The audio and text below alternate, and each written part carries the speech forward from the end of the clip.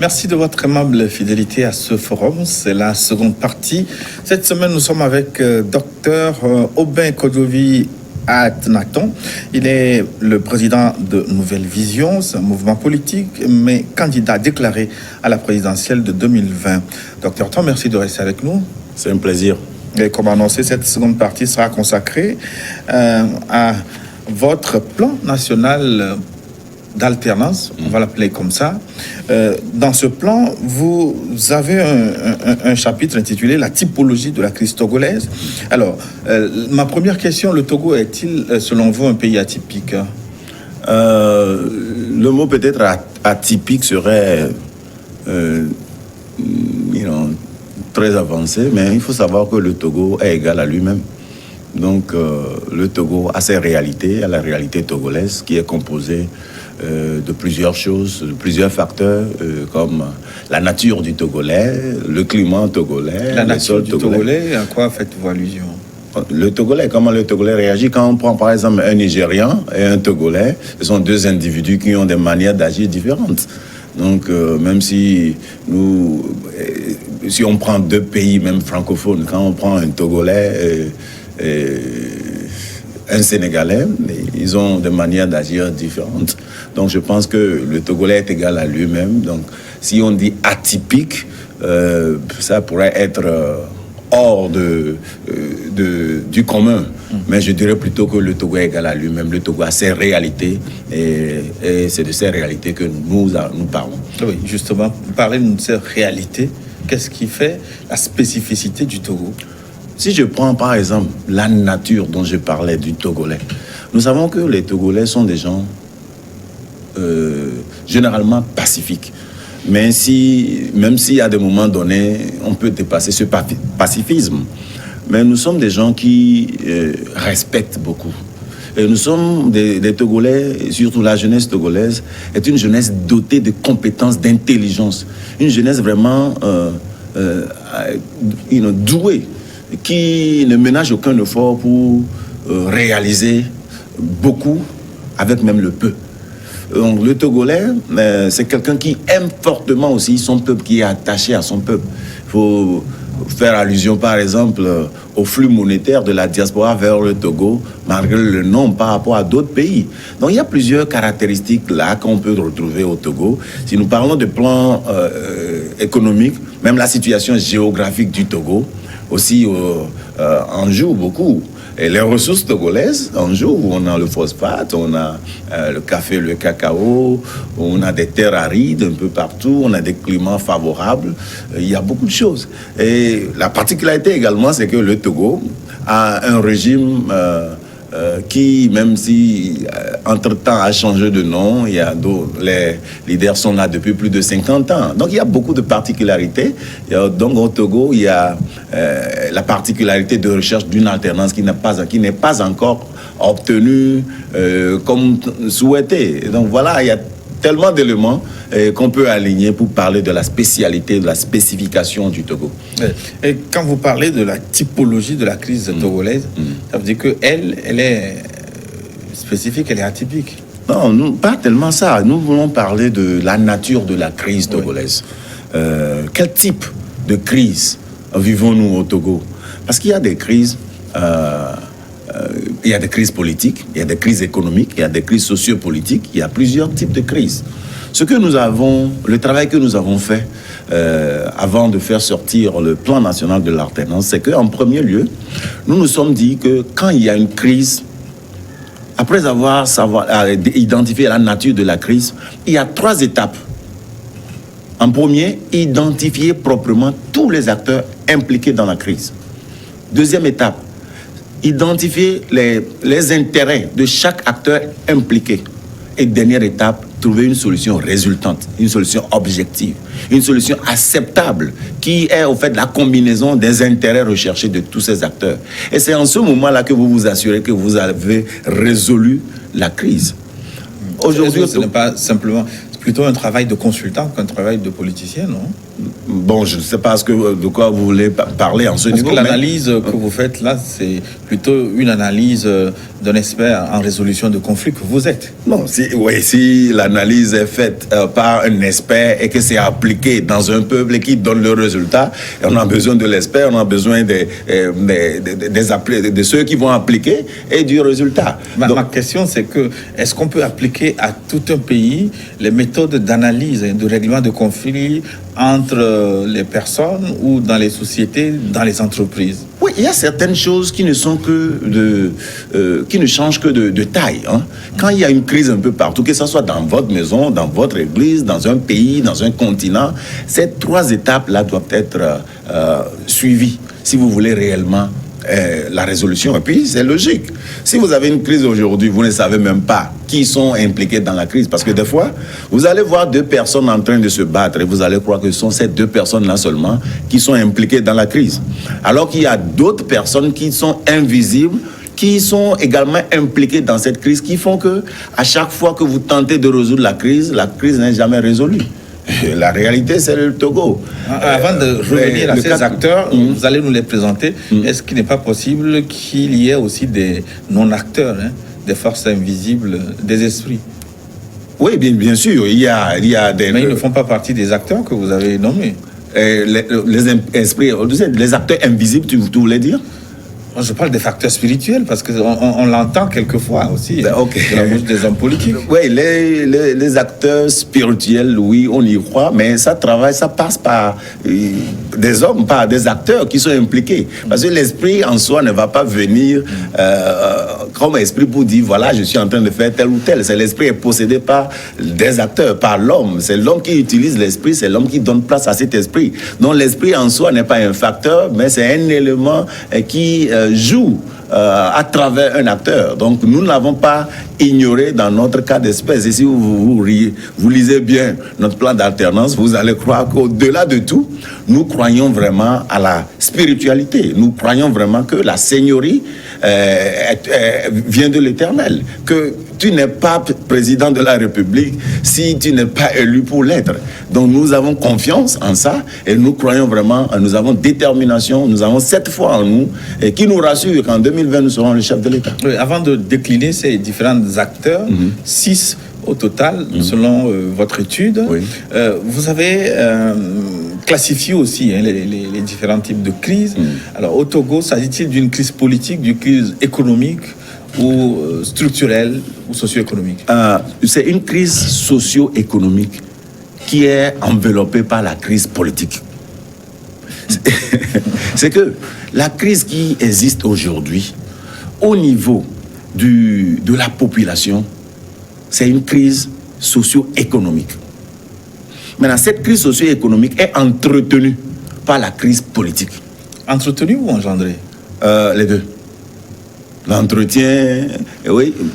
Au fait, quand on dit la crise socio-économique, la crise provient de quelque part. Oui. La crise provient naturellement de la mauvaise gestion, de la non-application de certaines choses, des dérapages. Donc oui, on peut dire que cette crise également tire sa source de la situation politique. Donc maintenant, la crise est là et est maintenant entretenue par la crise politique. Voilà. La crise s'est créée peut-être par de mauvaises habitudes et la crise est là. Parce que la crise, au fait, c'est cette crise socio-économique là que nous avions, maintenant enveloppée, entretenue par la crise politique. C'est ce qui fait qu'on n'arrive pas à avoir la solution. Alors, sur quel élément agir pour régler le problème?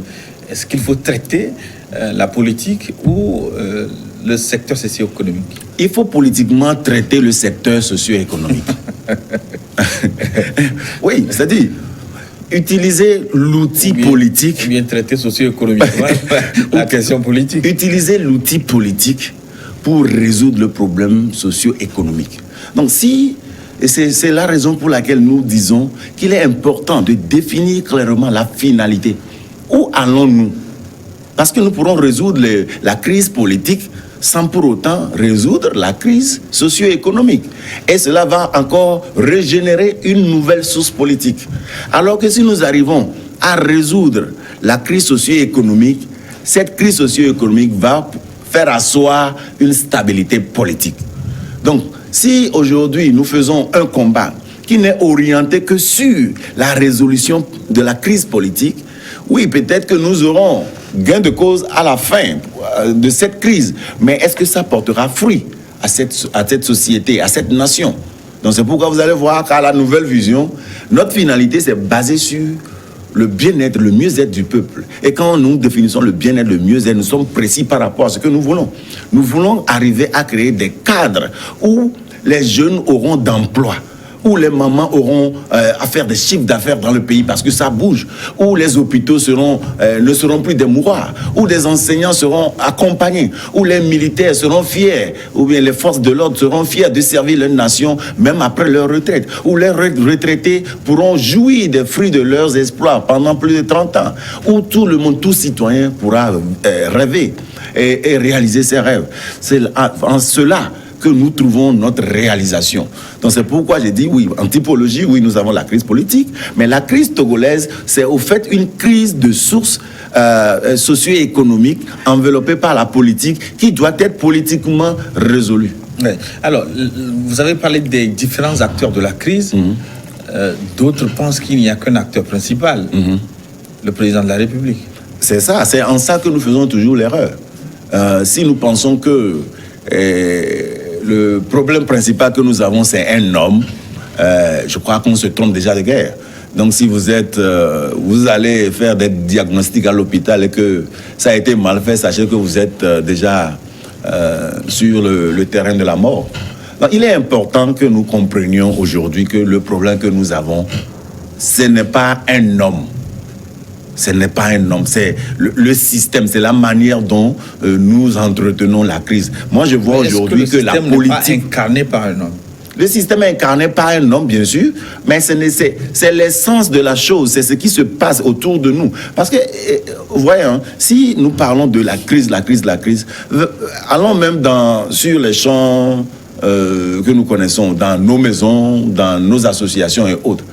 Nous vivons les mêmes choses partout. Et ces mêmes choses-là, maintenant, sont répétées au niveau de l'État, c'est tout. Dans nos petites associations, déjà, si, je dis, la dernière fois, dans les séances de travail et autres, les gens, même qui recherchent l'alternance, ne peuvent pas céder à de nouvelles idées, à de nouvelles dynamiques. Ne peuvent même pas vous dire, venez, qu'est-ce que vous avez de nouveau? Et ils vont se dire, nous, c'est nous. Et si nous continuons à agir de ce genre et pensant seulement que c'est un homme quelque part qui est notre problème, alors je crois que nous sommes trompés de guerre déjà. L'analyse est valable pour les partis politiques aussi. Bien sûr. Dans les mouvements politiques, est-ce que vous êtes différent?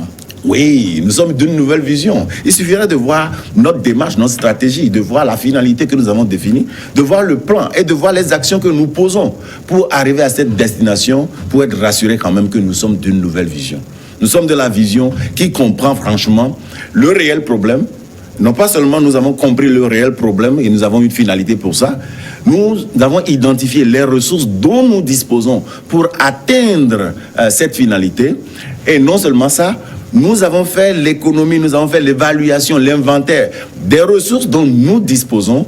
Et en dernière position, nous avons des stratégies mises en place pour transformer les ressources dont nous disposons, pour avoir les ressources dont nous avons besoin afin d'atteindre cette finalité. Donc nous avons toute une démarche très claire, très limpide qui nous amène à destination. Mais dire que le facteur principal de la crise, c'est pas le premier, enfin, le président de la magistrature suprême, le président de la République, est-ce que ce n'est pas le dédouané? Non, je ne pense pas. Si, parce que je me souviens, avant 2005, les gens disaient dans ce pays que même si c'est son enfant qui doit venir, il faudrait que lui part et puis c'est la fin. Mais il était parti. On a eu une alternance à une manière donnée. On a les mêmes problèmes. Monsieur Faure Gnassingbé peut quitter le pouvoir aujourd'hui. Monsieur Kofi peut venir. On aura le même problème. Oui, mais vous parlez du même problème. Hein. Je ne sais de quoi vous faites allusion parce que depuis 2005, le Togo a fait des efforts dans la croissance économique, salué par le Fonds monétaire international. On a parlé de Doing Business il y a quelques jours où le Togo a été identifié comme le premier réformateur en Afrique. Ça veut dire que la situation n'est pas statique. c'est pas statique, mais est-ce que les agrégats macroéconomiques que nous avons, que les institutions internationales saluent, est-ce que ces agrégats sont aussi mesurables dans le panier de la ménagère? C'est ce qui est important, c'est qu'aujourd'hui, quand on parle de bien-être, de mieux-être, est-ce que Doing Business arrive à mesurer le mieux-être dans le panier de nos mamans? Est-ce que ça arrive à mesurer la satisfaction des citoyens? Donc oui, il y a des agrégats macroéconomiques qui sont positifs sur le Togo. Je salue ce qui est positif pour mon pays, même si je vois qu'il y a aussi des virgules. Mais ce qui est plus important, c'est que ce Doing Business... ces agrégats soient positifs alors que le panier de la ménagère souffre, selon vous. Qu'est-ce qui explique cette dichotomie? Il faut voir déjà en 2014, avant 2015, quand on parle de croissance économique, comment c'est calculé? C'est par rapport à ce qui est fait cette année comparativement aux années à l'année antécédente. Donc si je suis un politicien et je veux avoir une croissance économique, je veux avoir des agrégats positifs, il suffirait que en 2018, je puisse coincer un peu certains investissements et en 2019 j'ouvre et on va voir qu'est-ce qui a été créé par rapport à l'année précédente et que ces agrégats macroéconomiques commencent à sonner bien dans les oreilles des décideurs. Donc je dis, ils sont des calculs mathématiques qui peuvent être faits. Mais l'essentiel, c'est que, est-ce que c'est fait avec une finalité de voir ce peuple évoluer? Je ne suis pas en train de dire que je veux des agrégats négatifs pour mon pays, non. Mais je veux au-delà de ces agrégats internationaux. Je veux voir mon citoyen vivre mieux. Je veux voir les hôpitaux mieux équipés. Je veux voir la prison désengorgée. Je veux voir les jeunes au travail. Je veux voir les agriculteurs jouir des fruits de leur labeur. Je veux voir des marchés bouger. Je veux voir les entrepreneurs être alimentés par les contrats dans ce pays. Je veux voir une justice sociale. C'est de ça que je suis en train de parler. Est-ce que ce dont vous parlez, est-ce que ce n'est pas un idéal? Il existe-t-il un pays au monde où les conditions que vous posez sont remplies? Non, on ne peut pas comparer par exemple le Togo au Nigeria économiquement, ou bien le Togo aux États-Unis. Au Nigeria, il y a beaucoup de pauvres aussi. Je ne refuse pas. Aux États-Unis, j'ai vu beaucoup de sans domicile fixe, j'ai vu beaucoup de clochards dans la rue. Beaucoup par rapport à combien qui ont réussi. C'est l'essentiel. Aujourd'hui, vous voyez au Togo, il y a combien de personnes qui peuvent joindre le debout tous les jours? Déjà, nous avons 68,7% taux de pauvreté dans le domaine agricole. Mais, dis-moi, il y a combien de pays qui ont ça? Si vous prenez les terres arides que nous avons, l'effort des agriculteurs, l'effort de la jeunesse et tout, et vous voyez le nombre de personnes qui vivent mieux par rapport à ceux qui sont en train de mourir de galères imposées. Vous allez voir, vous allez comprendre que non, oui, il y a des pauvres également aux États-Unis, mais voyez le pourcentage, voyez l'effort des gouvernements. On peut ajouter aussi les soins de santé. Voilà. Dans un hôpital au Togo, vous rentrez, d'ailleurs, l'état même de l'hôpital vous rassure que vous n'êtes pas parti pour être soigné. Donc vous ne vous soignez pas au Togo? Je ne dis pas ça. Je suis en train de parler de l'insuffisance et je propose pour l'améliorer. Je pars souvent visiter les hôpitaux. Quand je vois par exemple l'office d'un docteur, d'un médecin et qui n'a même pas le minimum donné, n'a pas de secrétariat, je vois par exemple, je parle avec un médecin qui me dit, il est là au boulot le matin. Le soir à 17h, quand c'est fini, quand la personne est de garde, la personne continue jusqu'au lendemain. Mais je me dis, ça c'est pas possible. Comment tu peux faire plus de 24 heures en tant que médecin chef en garde? Mais après un certain temps, tu es fatigué. Comment tu peux sauver des vies? Et je me souviens, il y a un médecin même qui m'a dit, à des moments donnés, il dit même quand il est dans la salle d'opération, il pourra dire, je veux prendre quelque chose dans mon office et la personne va dormir parce qu'il est fatigué. Il suffit d'une décision d'organisation pour dire que, bon, si tu es de garde, viens au boulot à 17h. Le problème est où?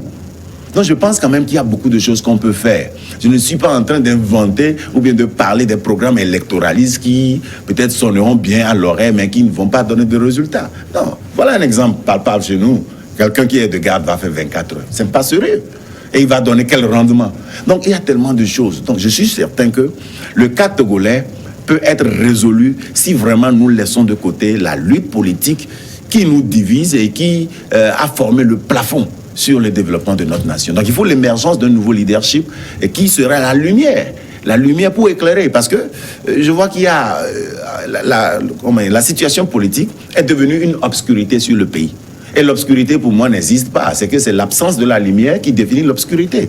Donc, quand l'émergence vient, quand la lumière vient, l'obscurité va être dissipée et ensemble, nous allons reconstruire ce pays. Oui. Et sur les 6 acteurs que vous avez identifiés, les acteurs de la crise sociopolitique au Togo, quel est le plus prépondérant? Il est important de savoir que dans cette crise, on ne doit pas identifier quelqu'un de prépondérant. Parce que c'est une complémentarité qui a causé la crise. On peut voir physiquement, d'une manière apparente, le régime. On peut voir le leader de l'opposition, croyant que ce sont les deux, au fait, qui se bousculent. Mais le petit, peut-être que vous croyez très petit, quelque part, joue son rôle qui, au fait, entache la chose et qui fait que la crise là persiste. Donc pour nous, on ne va pas parler des acteurs prépondérants, mais les 6 acteurs identifiés ensemble sont impliqués dans notre crise et c'est la recherche de la solution maintenant en exergue l'intérêt de chacun, en trouvant l'intérêt commun qui va satisfaire leur aspiration, qui donnera solution à notre crise. Et donc les 6, vous parlez du régiment Place et de son opposition, ou de ses oppositions, parce que vous êtes plus pluriel désormais. Il y a aussi la communauté internationale. Oui, il y a, je récite, il y a le régime en place, il y a les leaders de l'opposition, il y a le peuple, la masse générale, il y a la diaspora, il y a les multinationales et il y a la communauté internationale. Mais le peuple, de quoi est-il coupable, le fameux peuple? Non, quand on parle des acteurs impliqués, on ne parle pas de culpabilité. Nous sommes en train de parler de ceux-là qui sont impliqués dans une crise. Et donc, je ne Quelle dis est pas l'implication du peuple là? Pour le peuple, c'est, au fait, le peuple est devenu l'instrument des politiques des autres. Donc, le peuple joue un rôle. Parce que si aujourd'hui, quelqu'un cherche à phagocyter le peuple pour arriver à une destination seulement politique, il sait quoi dire à ce peuple qui a faim, qui est en misère, pour que le peuple la réagisse de la manière dont il veut. Aujourd'hui, il suffirait d'aller dans un village, de rassembler les gens, de leur partager 2000 et de leur dire qu'après les élections, je reviens avec 5000, que ces gens commencent à voter la couleur des 2000. Donc, vous aussi, vous faites beaucoup de dons, vous intervenez beaucoup sur le terrain. Nous intervenons sur le terrain, mais l'élément essentiel, c'est la transformation de la mentalité. Nous ne sommes pas là pour pouvoir partager. Des bourses Oui, nous donnons des bourses. Nous ne donnons pas des bourses politiques. Nous faisons des actions qui peuvent soutenir ce peuple. Et la bourse, par exemple, nous avions donné des bourses de 36 500 000. Demandez-nous combien nous avons fait sortir de notre poche pour donner la bourse de 36 500 000. C'est 0 franc. C'est que nous avons impliqué ces acteurs pour que ces directeurs d'école, pour que les autres aussi comprennent que non, le pays souffre. Nos parents souffrent pour pouvoir payer l'écolage de leurs enfants. Non, donnez-nous des bourses qui vont permettre à certaines familles quand même d'avoir un allègement. Donc, ce sont des négociations que nous avions faites et ce sont des formations que nous avions eu à partager avec les gens pour que les Togolais comprennent que oui, nous devons tous nous engager pour soutenir nos enfants. Donc nous n'avons pas fait comme les autres où on part de quelque part et puis on partage de l'argent. Non, nous on transforme. Mais cela ne veut pas dire que s'il y a un besoin dans un village donné, dans une communauté donnée, et qu'on pourra agir, on ne peut pas le faire, non? On le fait. Mais on ne le fait pas parce qu'on veut que cette personne-là vote pour nous. On explique notre vision et l'engagement de la personne doit être personnel à cette personne-là. Mais ce que nous constatons sur le terrain, c'est que les politiciens qui sont sur le terrain veulent utiliser le peuple comme ils veulent. Ceux qui ont le pouvoir aujourd'hui... Le peuple là aussi est acteur parce que il manque peut-être de clairvoyance. Oui, c'est pourquoi la nouvelle vision est là, c'est pourquoi la lumière est là. Parce que si je me souviens, la dernière fois, j'ai partagé la vision avec la population d'Agou, où les gens ne comprenaient pas, par exemple, que c'était important de ne pas se laisser payer pour son vote. Le garde dit, par exemple, je suis dans un bureau de vote. Si l'autre me propose, par exemple, 50 000, Je le représente et je fais ce qu'il me demande. Mais quand vous expliquez à cette personne que si le Togo marchait et que vous avez cette compétence donnée, en 5 ans, est-ce que c'est 50 000 que vous allez faire? C'est à partir de ce moment-là que le jeune Togolais commence par réfléchir. Alors que quand vous venez, les gens pensent que non, vous êtes politicien, vous êtes candidat, vous venez, vous devez me donner de l'argent pour que je vous fasse ceci, je fasse cela. Mais je dis, quand je vous donne de l'argent et que vous me faites ce que je veux, mais essayez de voir si ce que vous avez pris est équivalent à ce que vous pouvez avoir comme intérêt si les 5 ans les 50 du Togo sont prometteurs. Vous voyez? Donc, il faut une conscientisation du peuple et c'est ce que nous faisons. Et pour que la jeunesse togolaise ne soit plus instrumentalisée par les politiciens. Vous avez parlé en évoquant les acteurs de la crise, de la communauté internationale et des multinationales. Est-ce que ce n'est pas la même chose? Non, ce n'est pas la même chose. J'ai rencontré la délégation de la communauté internationale la dernière fois, c'est-à-dire les Nations Unies et puis la CEDEAO et autres. Et je me souviens, suite à la présentation de la nouvelle vision, j'ai vu le gars qui dit « Waouh, jamais entendu. Vous avez de l'avenir. » Parce que pour les multinationales, ou bien la communauté internationale plutôt, le mot de travail est simple. Hein. C'est que il vaut mieux l'injustice que le désordre. C'est-à-dire? C'est-à-dire si aujourd'hui, Faure Gnassingbé doit faire 12 mandats et que c'est injuste, mais si Kofi va venir, ça va créer du désordre dans le pays, il préfère les 12 mandats de Faure pour pouvoir atteindre leur finalité, qui n'est rien d'autre que maintenir la relation, les interrelations entre les pays pour que les autres pays ne soient pas atteints. Le Nigeria a fermé ses frontières, le Bénin a ressenti, le Togo a ressenti, d'autres pays en ont ressenti, parce que les interactions entre les États sont très importantes, sont des caractères prépondérants pour la communauté internationale. C'est pourquoi pour nous, la nouvelle vision, nous devons travailler pour rassurer aussi cette communauté internationale que nous ne sommes pas les leaders du désordre, que nous sommes des leaders de la justice et de la continuité de l'État.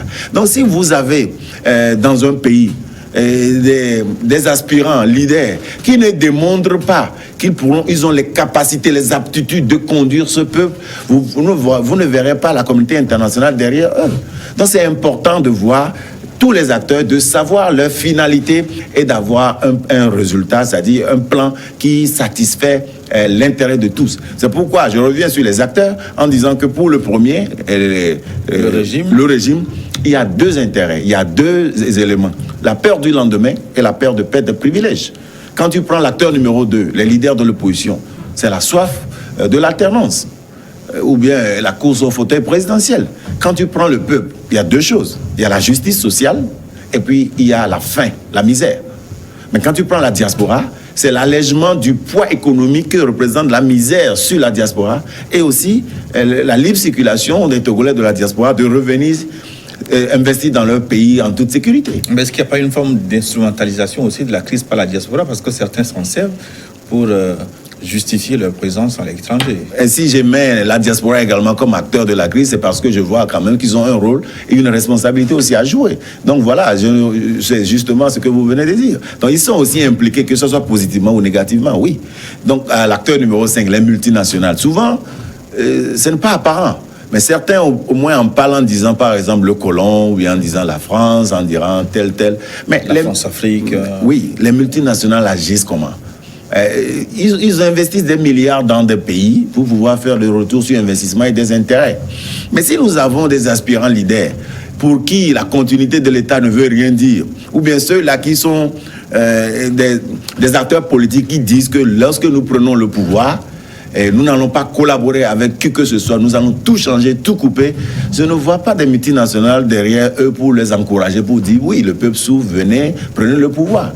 Mais il faudrait quand même reconnaître que, peu importe le cas, il y a des choses qui doivent continuer. Il y a des contrats qui sont là, il doit y avoir la continuité de l'État. Donc ces multinationales qui investissent dans nos pays ont leurs intérêts aussi à protéger.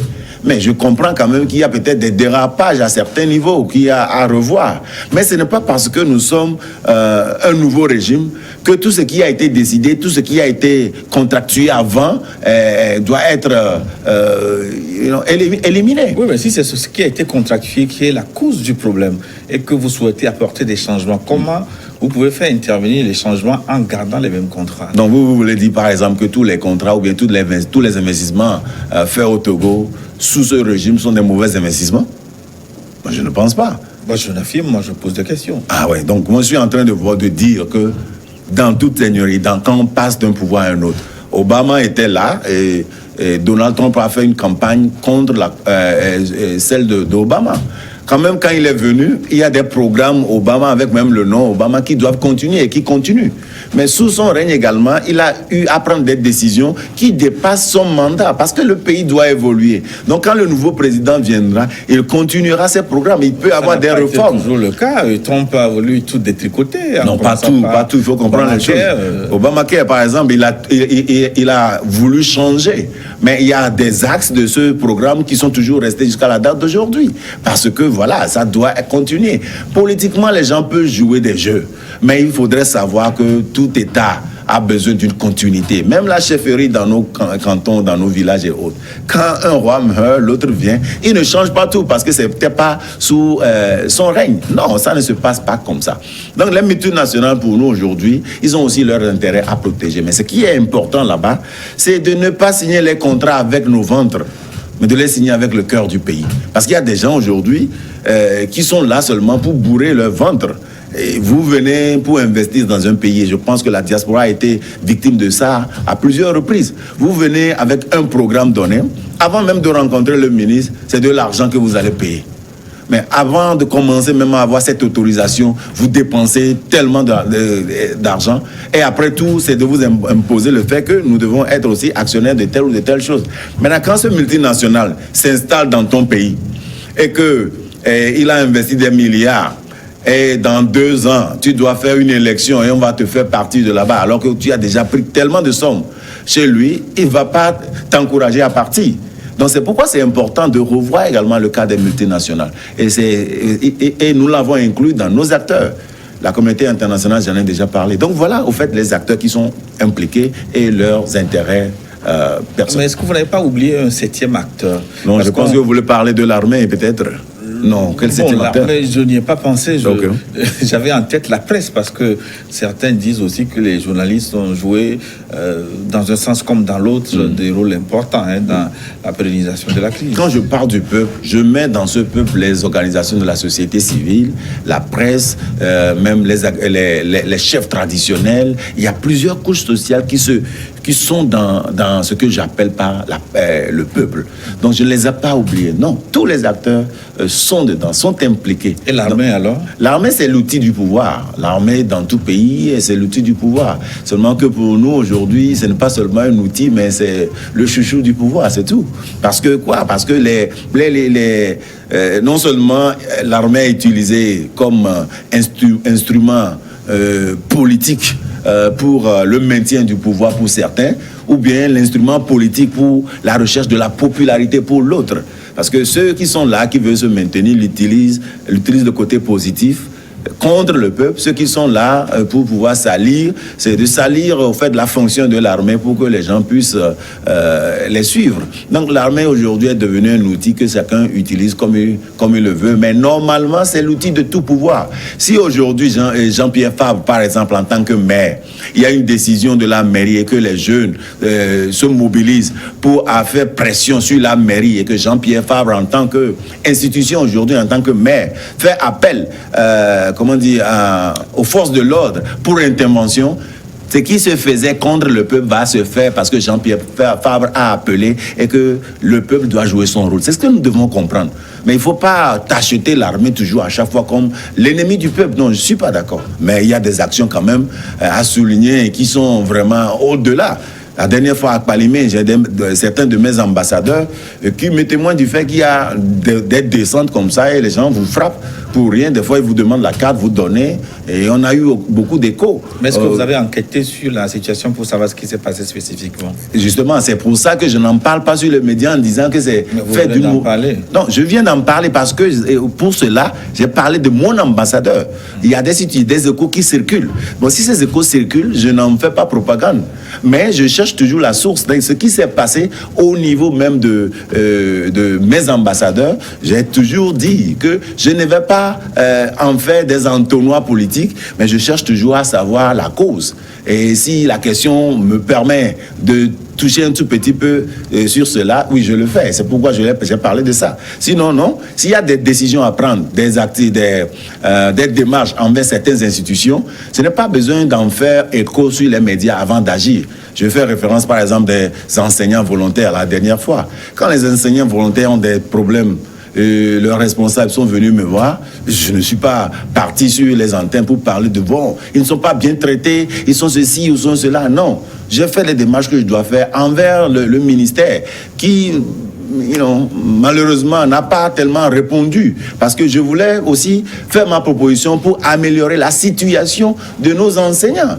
Mais il faudrait quand même que nos gouvernants soient ouverts à certaines choses. La dernière fois, après mon intervention sur la radio, il y a un Togolais, un citoyen qui a appelé et qui demandait à ce que nous puissions réagir parce qu'ils ont un problème avec la CET.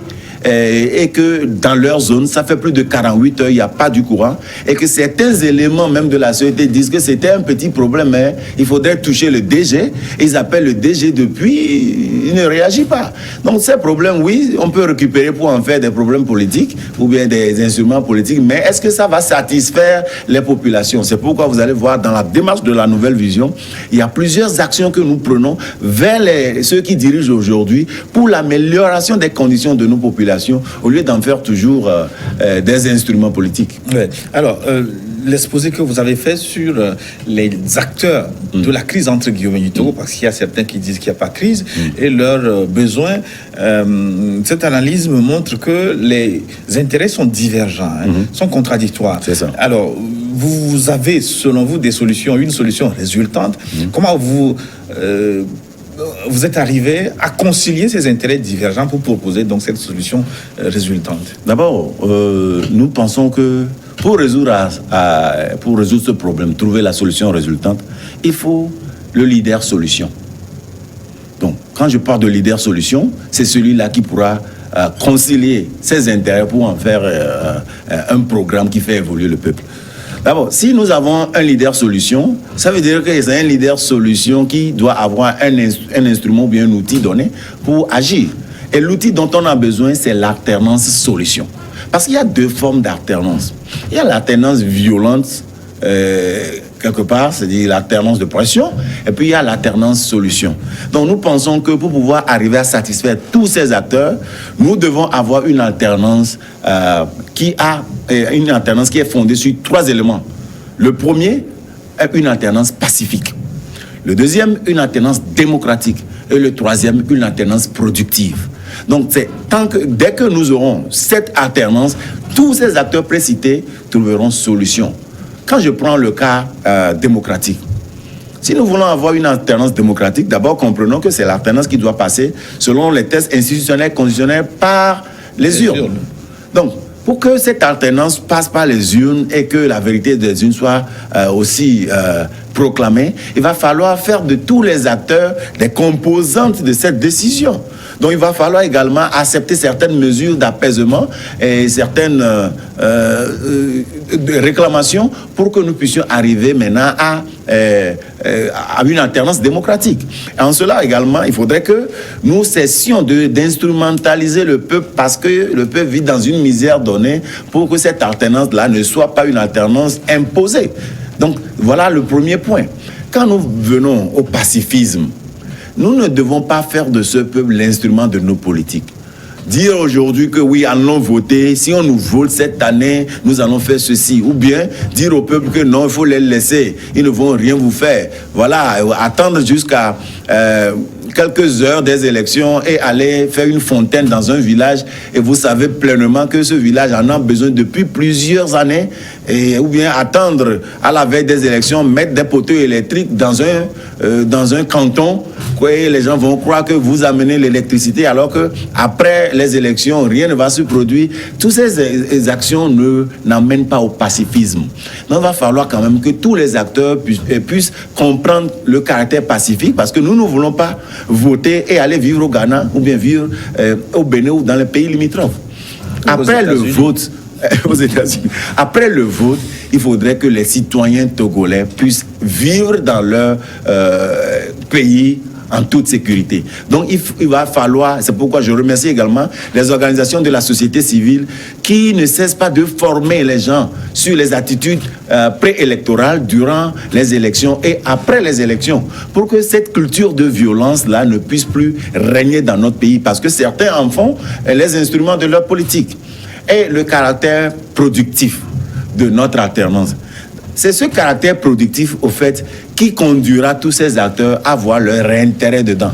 Quand je prends le régime, j'avais déjà cité ces deux préoccupations, et le régime voit en ce leader solution, c'est-à-dire en Kodjo Viton, quelqu'un qui viendra et il n'aura plus la peur du lendemain, ou bien la peur de perdre ses privilèges, en quelque sorte.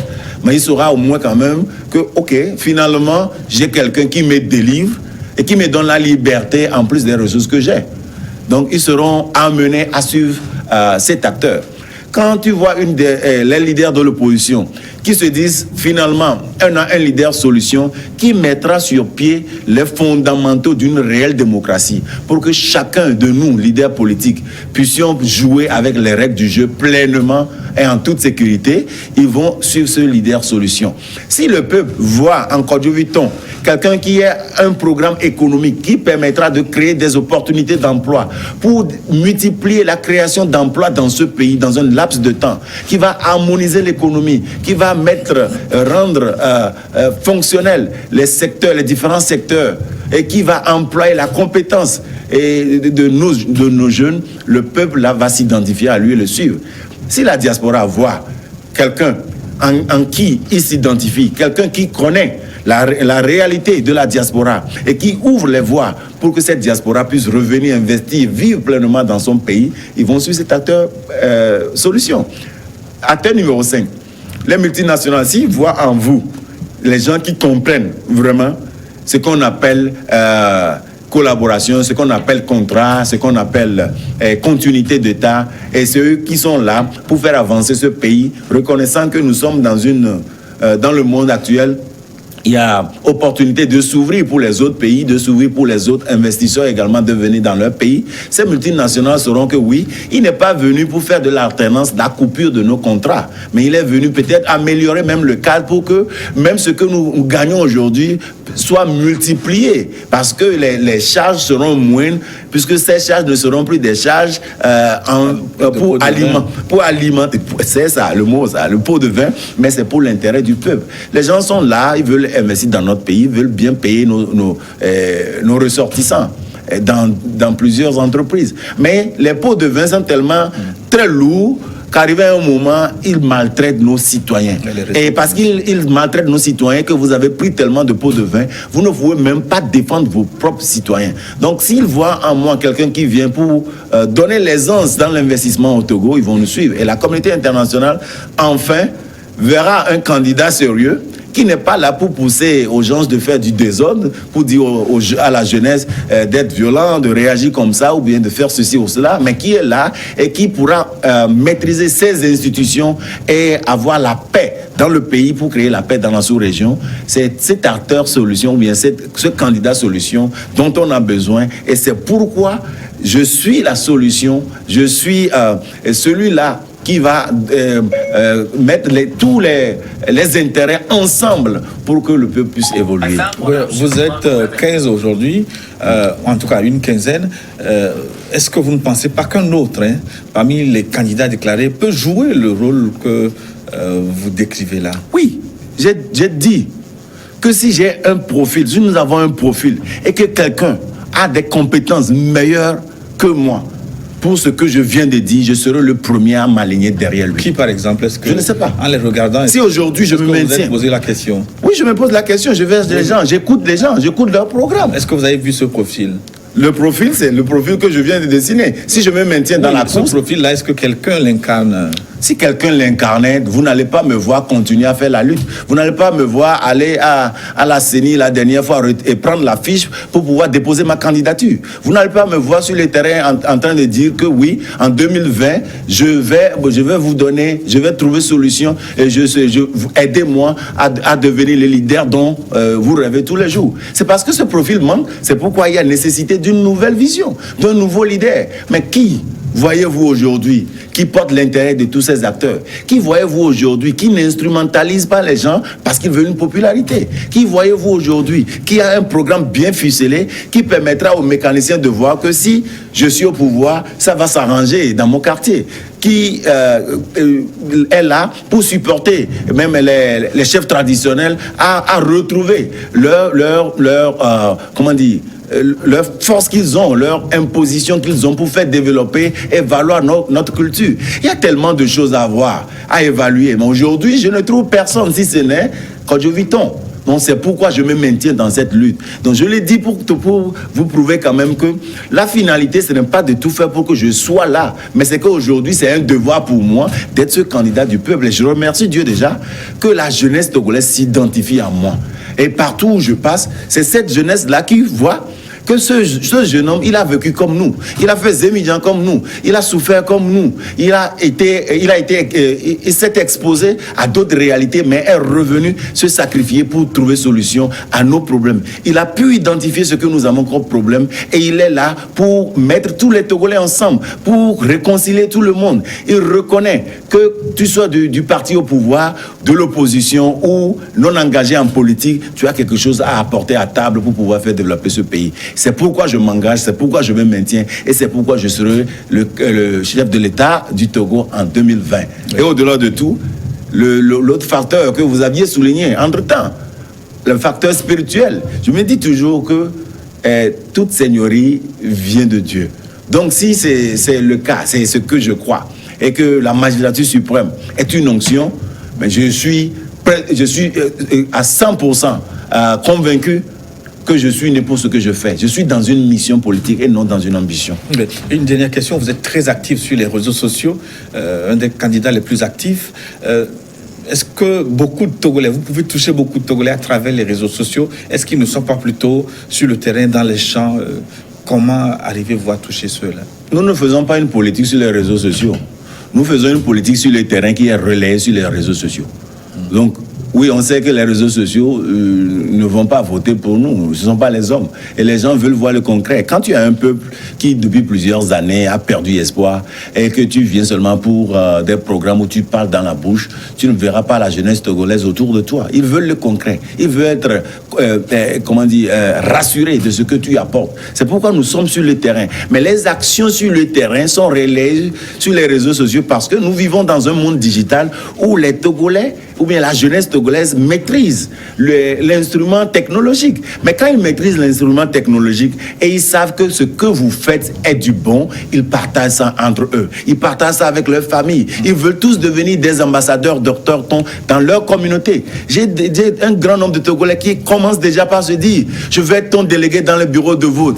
Qu'est-ce que je dois faire ?» J'ai dit « Attends, ça viendra bientôt. » Nous aurons même les représentations dans tous les bureaux de vote parce que nous aurons des Togolais un peu partout. Merci, docteur Ton, et bonne chance à vous. Je vous en prie, merci à chacun de vous. Et nous arrivons donc à la fin de notre programme de cette semaine. Merci de votre aimable attention. Dans un instant, une nouvelle édition du journal sur votre chaîne.